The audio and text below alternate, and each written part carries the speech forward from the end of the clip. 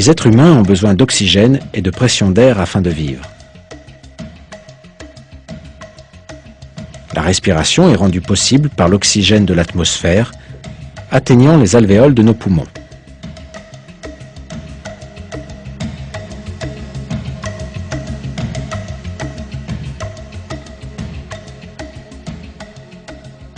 Quand l'altitude augmente, cependant, la pression atmosphérique diminue au fur et à mesure que l'atmosphère s'amincit.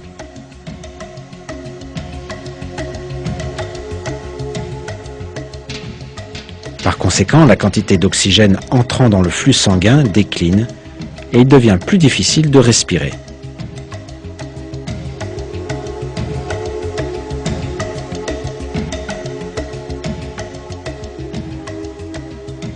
Quand les alvéoles se rétrécissent et se contractent, nous avons l'impression que nous ne pouvons plus respirer.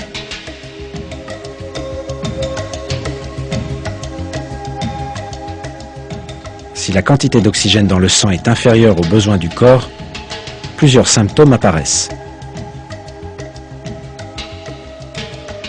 Une fatigue extrême, des maux de tête, des vertiges, des nausées et une perte des facultés de jugement.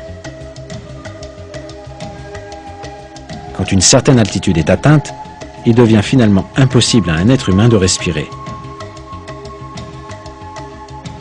C'est pourquoi nous avons besoin de bouteilles d'oxygène et de vêtements spéciaux afin de survivre à de telles altitudes. À 5000-7500 mètres au-dessus du niveau de la mer, on peut s'évanouir et tomber dans le coma à cause des difficultés de respirer.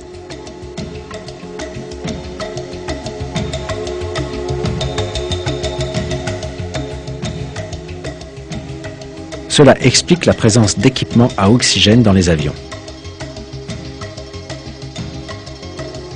La difficulté ressentie à respirer avec l'augmentation de l'altitude donne lieu à une contraction dans la poitrine et à un sentiment d'être compressé.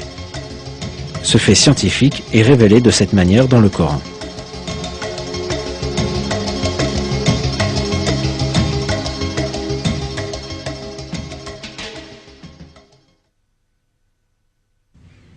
Et puis, quiconque Dieu veut guider, il lui ouvre la poitrine à l'islam.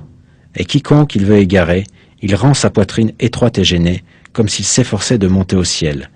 Ainsi Dieu inflige sa punition à ceux qui ne croient pas.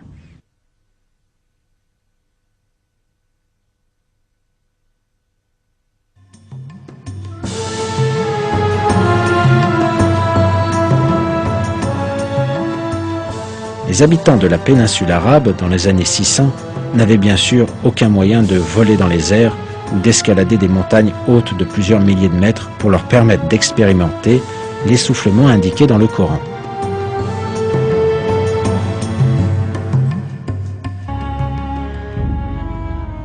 Pourtant, cette information a été donnée aux musulmans dans notre écriture sainte, le Coran, une clarification de toute chose.